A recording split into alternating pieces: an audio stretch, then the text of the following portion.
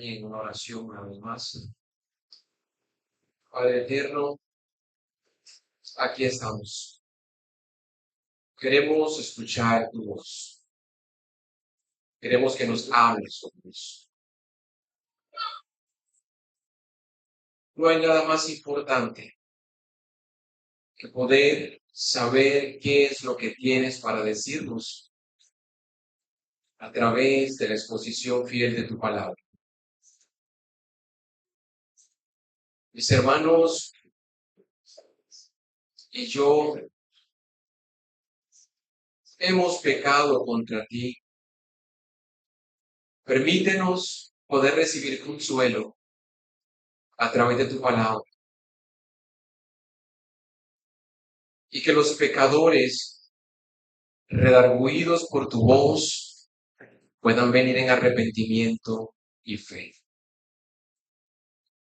Suplicamos, Señor, que este salmo pueda llegar al niño como al anciano y sea de edificación y de consuelo para nuestras almas. Que podamos ver a Cristo, nuestro precioso y glorioso Salvador. Esto te lo pedimos en el nombre poderoso de Cristo Jesús. Amén. En esta mañana vamos a estar en el Salmos capítulo 32, un texto considerado por Martín Lutero como Salmo Paulino, porque habla acerca del perdón de Dios que se recibe por medio de la fe y no por las obras de la ley. También fue el salmo favorito de Agustín de Hipona, porque en su experiencia de conversión al cristianismo, leyendo este salmo, se detiene en el verso número 5, que dice: mi pecado te declaré y no encubrí mi iniquidad. Dije, confesaré mi pecado, confesaré mis transgresiones a Jehová, y tú perdonaste la maldad de mi pecado. Inspirado en estas declaraciones, escribe una de sus mayores obras titulada Mis Confesiones. Y en el lecho de muerte mandó que este texto fuera escrito en la cabecera de su lecho para meditar más profundamente en el perdón de Dios. Quiero que me acompañen a leer una vez más este precioso salmo. Bienaventurado aquel cuya transgresión ha sido perdonada y cubierto su pecado. Bienaventurado el hombre a quien Jehová no culpa de iniquidad y en cuyo espíritu no hay engaño. Mientras callé, se envejecieron mis huesos en mi gemir todo el día, porque de día y de noche se agravó sobre mí tu mano. Se volvió mi verdor en sequedades de verano. Selah. Mi pecado te declaré y no encubrí mi iniquidad. Dije, confesaré mis transgresiones a Jehová, y tú perdonaste la maldad de mi pecado. Selah. Por esto orará a ti todo santo en el tiempo en que puede ser hallado. Ciertamente en la inundación de muchas aguas no llegará. Estás a él. Tú eres mi refugio. Me guardarás en la angustia. Con cánticos de liberación me rodearás. Selah. Te haré entender y te enseñaré el camino en que debes andar. Sobre ti fijaré mis ojos. No seas como el caballo o como el mulo sin entendimiento, que han de ser sujetados con cabestro y con freno, porque si no, no se acercarán a ti. Muchos dolores habrá para el impío, mas al que espera en Jehová le rodea la misericordia. Alegraos en Jehová y gozaos justos, y cantad con júbilo todos vosotros los rectos de corazón. El tema para este día es mis confesiones. Vamos a estar considerando en primer lugar en los versos 3 y 4, el pecado cometido. En los versos 5 al 7, el pecado confesado. En los versos 1, 2 y 5b, el pecado perdonado. Y luego en el verso 8 al 10, vamos a ver el llamado de Dios. Y finalmente, el llamado del salmista en el verso número 11. Diremos en primera instancia el pecado cometido. Y usaré como contexto el relato que está en 2 de Samuel, capítulo 11, y permítanme ir allí por un momento. 2 de Samuel, capítulo 11, versículo 1. Aconteció al año siguiente, en el tiempo que salen los reyes a la guerra, que David envió a Joab y con él a sus siervos y a todo Israel. Y destruyeron a los amonitas y sitiaron a Rabá, pero David se quedó en Jerusalén. Sucedió un día, al caer la tarde, que se levantó David de su lecho y se paseaba sobre el terrado de la casa real. Y vio desde el terrado a una mujer que se estaba bañando, la cual era muy hermosa. Envió David a preguntar por aquella mujer. Y le dijeron, ella es Betsabé, hija de Eliab, de Urías, Eteo. Y envió David mensajeros, y la tomó, y vino a él, y durmió con ella, y a los días ella le envió un mensaje diciéndole al rey, estoy embarazada. Para ocultar su pecado y el embarazo resultante, David envió a Urías que durmiera con su esposa. Pero éste se niega a disfrutar de esa noche por temor y respeto a que sus compañeros estaban en la guerra. Ante el fracaso, David urde un plan para que Urías fuera asesinado en combate, asegurándose de que este homicidio sea encubierto y luego él pudiera casarse con Betsabé sin ser descubierto. Pero esto desagradó profundamente a Dios. Pensemos en todos los pecados que están alrededor de este evento. En primera instancia, David debía ir a la guerra y no fue. David abusó de su autoridad, adultera, orquesta la muerte de Urías, miente, engaña y se queda sin confesar este pecado. Pero rápidamente las consecuencias llegaron a su vida. Observen el verso número 3. Mientras callé, se envejecieron mis huesos en mi gemir todo el día, porque de día y de noche se agravó sobre mí tu mano. Se volvió mi verdor en sequedades de verano. Dios trajo un castigo al rey. La conciencia era como un juez interno que lo acusaba día y noche. La tristeza se apoderó de su vida, lágrimas corrían por sus mejillas todos los días, y Dios colocó su mano sobre él, de tal manera que comenzó a secarse como el verano seca los verdes pastos.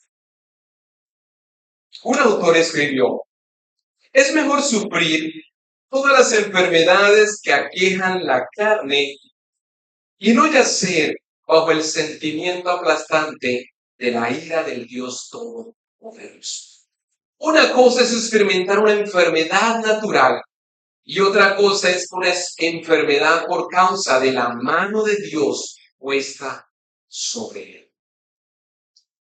Dios mismo comenzó a consumir todos los huesos de este hombre. Y el sufrimiento tenía como propósito humillarlo para que en medio de esta sequía reconociera su falta y le pidiera perdón a Dios. Pero ¿qué pasó? Su corazón fue endurecido. Este hombre no reconocía sus faltas, no pedía perdón a Dios. Pero a pesar del pecado, Dios mostró misericordia a él y envió al profeta Natán para que pudieran amonestar. Segundo de Samuel, capítulo 12. El profeta Natán vistió a David para confrontarlo por el pecado de adulterio con Betsabé y asesinato de Urías. Natán utilizó una parábola para llamar la atención del rey, contándole sobre un hombre rico que tenía muchas ovejas y un hombre pobre que solo tenía una. Al hombre rico le llegó un hombre de visita y este, teniendo muchas ovejas, decidió quitarle la vida al que tenía solo una oveja para dar de comer al que había llegado. Cuando David escucha la parábola, declaró que el hombre rico debía de morir y pagar 4 veces la pérdida de la oveja que había quitado. En ese momento Natán reveló diciendo: ese hombre eres tú, Correa. Y añadió que el Señor lo juzgaría por sus acciones y desde su casa hasta el reino recibiría las consecuencias. El que encubre sus pecados no prosperará, mas el que los confiesa y se aparta alcanza misericordia de Dios. Hay creyentes que pecan y no confiesan sus pecados.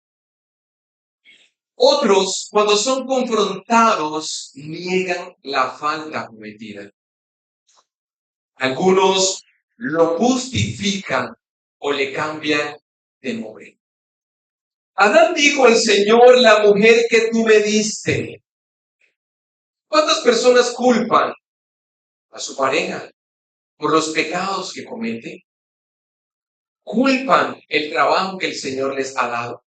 Culpan circunstancias externas, pero no van a lo profundo de su corazón para reconocer su falta. En vez de ir al Señor, lo que hacen es cubrirse con hojas de higueras, no sabiendo que los ojos de Dios están puestos sobre él y nadie puede esconderse de su presencia. Cuando el creyente huye de Dios, entonces el Señor comienza a tratar con esta persona mediante aflicciones para traerlo hacia él. Y por eso al final David dice: no sean como el caballo o el mulo, que para ser guiado debe tener un cabecero. Yo tuve esa experiencia. El Señor, para traerme de vuelta a mí, usó de las aflicciones, de las enfermedades. Fue como un animal. Pero el Señor finalmente me trajo hacia él. Miremos ahora, en segundo lugar, el pecado confesado. Versículo número 5. Mi pecado te declaré y no encubrí mi maldad. Dije: confesaré mis transgresiones a Jehová, y tú perdonaste la maldad de mi fe. Por esto oraré a ti todo santo en el tiempo en que pueda ser hallado. Ciertamente, en la inundación de muchas aguas no llegarán. Estás ahí. Confesaré mis transgresiones a Jehová. Observemos la confesión de las transgresiones que hace el salmista. Acompáñenme al Salmos 51. Salmos capítulo 51. Ten piedad de mí, oh Dios, conforme a tu misericordia, conforme a la multitud de tus piedades, borra mis rebeliones. Lávame más y más de mi maldad y límpiame de mi pecado, porque yo reconozco mis rebeliones y mi pecado está siempre delante de tus ojos, para que seas conocido justo en tu palabra y tenido por puro en tu juicio. He aquí, en maldad he sido formado y en pecado me concibió mi madre. He aquí, tú amas la verdad en lo íntimo y en lo secreto me has hecho comprender. Purifícame con hisopo y seré limpio. Lávame y seré más blanco que la nieve. Hazme oír gozo y alegría. Y escuchen estas palabras. Y se recrearán los huesos que has abatido. Recuerde, esconde tu rostro de mis pecados y borra todas mis maldades. Crea en mí, oh Dios, un corazón limpio y renueva un espíritu recto dentro de mí. No me eches de delante de ti y no quites de mí tu Santo Espíritu. Vuélveme el gozo de tu salvación y espíritu noble me sustente. Entonces enseñaré a los transgresores tus caminos, los pecadores se convertirán a ti. Líbrame de homicidios, oh Dios, Dios de mi salvación, cantará mi lengua tu justicia. Esta oración es la respuesta a ese pecado y a la confrontación del profeta Natán. ¿Ven ustedes esa secuencia?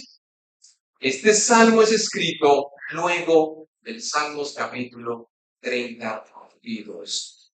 Y una vez él confiesa sus pecados, Dios lo perdona. Y una vez recibe el perdón de Dios, entonces escribe estas preciosas palabras que están en el versículo 1 y versículo número 2. Y aquí encontramos el pecado perdonado. Bienaventurado aquel cuya transgresión ha sido perdonada y cubierto su pecado. Bienaventurado el hombre a quien Jehová no culpa de iniquidad y en cuyo espíritu no hay engaño. Es como si nunca hubiese pecado. ¿Quién es el hombre bienaventurado? El que no tiene pecado. El que no ha pecado. El que no contrita con sus pecados al Señor. El que es como Dios. Es rendir obediencia plena, perfecta. Una obediencia del corazón, de nuestro ser entero. Esta ha de ser la mayor de todas las bienaventuranzas. El pecador que recibe esta bienaventuranza es tan santo, tan puro, que cuando Dios lo mira tan perfecto como si estuviese mirando a Cristo mismo. Observemos 4 palabras que el texto nos enseña. Transgresión, pecado, iniquidad y engaño. La transgresión significa pasarse de la raya. Te pasaste de la raya. Pecado significa errar al blanco. Iniquidad significa algo que se ha desviado de su curso. Y engaño significa doblez. Ahora, la bienaventuranza consiste en el que el Señor reemplaza estas 4 palabras por 3 palabras para ahora quitar toda esa mancha oscura y colocar un nuevo expediente al pecador arrepentido. ¿Y cuáles son esas tres palabras benignas? Perdonar, cubrir y no imputar. Y veamos ahora qué significan cada una de estas palabras. Bueno, perdonar lo que significa es quitar una carga o una deuda. Cubrir hace énfasis al propiciatorio que cubría el arca del pacto para que la sangre salpicada de los animales no rociara sobre los elementos que allí estaban contenidos. Y en ese sentido, la ira de Dios era aplacar. Y la idea de no culpa es de una persona que tiene una deuda, pero no le es contada. Es decir, no se le cuentan las deudas pendientes. Mis hermanos, quisiera ilustrarles esto para que pudieran comprender un poco más. Hay una historia de un hombre rico y tiene muchos hombres como deudores suyos. Las sumas de dinero son tan altas que este hombre sabe que estas personas no tienen forma de pagar esa deuda. Y va a ese paquete de expediente y comienza a revisarlos uno por uno y va al pagaré. Voltea al pagaré y escribe perdonar. Voltea el pagaré y escribe perdonar. Y así va todos hasta que perdonan la deuda que todos tienen. Este hombre rico muere y su esposa se da cuenta de que la suma de dinero es muy importante. Y dice, esto no puede quedar así. Y entonces va donde el juez a decirle de qué manera yo puedo cobrar estos dineros que están aquí. Y el juez comienza a revisar cada uno de estos expedientes y los voltea. Y dice, perdonado. Y le dice a esta mujer, señora, no hay nada que podamos hacer para hacer que estas personas paguen estos dineros. Porque su esposo antes de morir dijo, perdonada. Hermanos, esto es lo que el texto está aquí diciendo. Cristo, mediante su muerte, lo que hizo fue perdonar el expediente de nuestros pecados. Cuando Satanás llega para tocar las puertas de tu vida y pedirle a Dios, mira, esta persona es tan pecadora por todas estas faltas que ha cometido, el Padre dice, no, mi hijo pagó todas esas deudas en la cruz del Calvario, por tanto, no hay nada que yo pueda hacer para condenarlos. Ellos son libres de toda culpa. Mis hermanos, yo te hago estas preguntas. ¿Quién no declararía sus cuentas de una persona que dice que está dispuesto a pagarlas? ¿Quién no declararía sus enfermedades ante un médico que ha dicho, yo te curaré? Esto es lo que el Señor demanda de todos nosotros. Si sabemos que hay alguien que perdona nuestros pecados, ¿por qué no venir a Él y confesarlo y recibir la bienaventuranza del perdón y de la gracia que se recibe por la fe en Él? El salmista aquí declara que el perdón de los pecados de cualquier tipo, ya sea contra Dios o contra los hombres, ya sea grande o sea pequeño, sea consciente o inconsciente, sea por omisión o comisión, todo el perdón de nuestros pecados se encuentra únicamente en Dios. Bienaventurado el hombre a quien Jehová no impute iniquidad y en cuyo espíritu no hay doblez. ¡Qué privilegio! El que cada uno de nosotros ha tenido, por cuanto el Señor ha pasado por alto nuestros pecados y nos ha otorgado su justicia, su gracia. Miremos ahora, en cuarto lugar, el llamado de Dios. Versículo número 8. Te haré entender y te enseñaré el camino en que debes andar. Sobre ti fijaré mis ojos. Y no seas como el caballo o como el mulo sin entendimiento, que han de ser sujetados con cabestro o con freno, porque si no, no se acercarán a ti. Muchos dolores habrá para el impío, mas al que espera en Jehová le rodea la misericordia. Aquí el salmista habla en un tono profético y es como si estuviese hablando el mismo Dios a su pueblo. Y el Señor promete que guiará a su pueblo, porque sus ojos estarán puestos sobre ellos. Pero, ¿cómo los va a guiar? ¿De qué manera lo hará?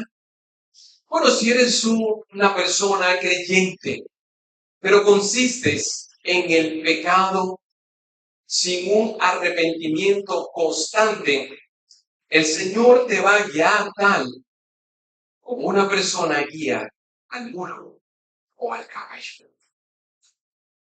Esta es una guía por medio del dolor, el sufrimiento, la severidad. Y por eso Él exhorta, no seas como estos animales que para ser dominados tienen que usar un freno. No seas como uno de ellos. El salmista aquí se coloca en el lugar de todo el pueblo de Dios. Hermanos, miren la experiencia que yo tuve. Yo pequé, callé mi pecado y el Señor trajo grandes consecuencias a mi vida. Y luego le tocó usar las aflicciones para traerme hacia Él. Hermanos, no esperen que eso pase en la vida de ustedes. No esperen ese momento tan terrible, tan doloroso. No sean tercos. Y David entendía lo que era vivir esta situación, vivir como un impío sin confesar sus pecados. Dios permitió que los amalecitas devastaran a David. Muchos hombres llegaron a él, en 1 Samuel capítulo 30. Dios envió una exhortación por el profeta Natán. Consecuencias vinieron. No seas como el caballo o como el mulo sin entendimiento. No esperen que las consecuencias lleguen a sus vidas. Confiesen sus pecados al Señor. Diremos en última instancia el llamado del salmista. Alegraos en Jehová y gozaos juntos y cantad con júbilo todos vosotros los rectos de corazón. ¿Qué persona no se alegraría al saber que todas sus cuentas han sido pagadas, que todas sus enfermedades han sido curadas, que todos sus pecados han sido perdonados? Este hombre responde en alabanza y él dice, alegraos en Jehová, gócense, iglesia, y rompan con cantos de júbilo todos los rectos de corazón. ¿Y quiénes son los rectos de corazón? Aquellos cuyas transgresiones han sido perdonadas. ¿Quiénes son los rectos de corazón? Ustedes, hermanos, cuyos pecados han sido perdonados porque han creído en Cristo en sí. Recuerden estas bienaventuranzas, libres de pecado, libres de culpa, libres de hipocresía, libres de toda pena, y ahora comienzan a ser guiados por el sí. Así que, ¿de qué habla el Salmos capítulo 32? Habla acerca de un hombre que pecó, que confesó sus pecados y el Señor lo perdonó. Tenemos algunas aplicaciones cristológicas que este texto nos menciona y sí que podemos mirar con exactitud, o sea, la hermosura de Cristo en el versículo 1 y versículo 2. Y acompáñenme de nuevo a leer estos preciosos versos. Bienaventurado aquel cuya transgresión ha sido perdonada y cubierto su pecado. Bienaventurado el hombre a quien Jehová no culpa de iniquidad y en cuyo espíritu no hay engaño. Mis hermanos, esta es la obra de Cristo conocida como la justificación. Y la obra de la justificación Es el acto mediante el cual Dios pasa por alto tus pecados y te otorga su justicia divina, la justicia misma de Cristo Jesús. Ahora, no es que tú eres tan inocente como que no has pecado, sino que el Señor decide colocar la justicia de Cristo a tu vida. Y esto es lo que se llama doble imputación. ¿Qué es lo que estaba pasando aquí? El Señor toma tus pecados y los coloca en Cristo. Y la justicia de Cristo es colocada a tu vida. Y entonces tú eres declarado justo ante el Señor. Eres triplemente bienaventurado. Bienaventurado. Y estas fueron las mismas palabras que expresó el apóstol Pablo en Romanos capítulo 4, versículo 8. Bienaventurado el varón a quien el Señor no inculpa de pecado. Bienaventurada es la persona que ha sido cubierta con la sangre preciosa de Cristo Jesús. Bienaventurada la persona, aquella por quien Cristo ha muerto en la cruz y sus pecados han sido perdonados. No es la persona que obra por medio de la fe, es el que cree y por medio de la fe le es contada por justicia. Mis hermanos, qué precioso privilegio el que ha tenido hoy la iglesia del Señor. Pero permítame terminar con estas palabras. Mis confesiones. Todo avivamiento personal, familiar y eclesiástico ha comenzado con el perdón de pecados, con el reconocimiento de las faltas. Agustín de Hipona, el hombre del cual les mencionaba al principio de este sermón, era un hombre muy impuro. Y él sentía el llamado al sacerdocio y él una vez hizo una oración al Señor: Señor, hazme ser célibe, pero todavía no. Este hombre expresó al Señor con exactitud sus pecados y escribió un libro, Mis Confesiones. Ustedes lo pueden leer. Mis hermanos, todo avivamiento comienza cuando tú reconoces tus pecados y los confiesas ante el Señor.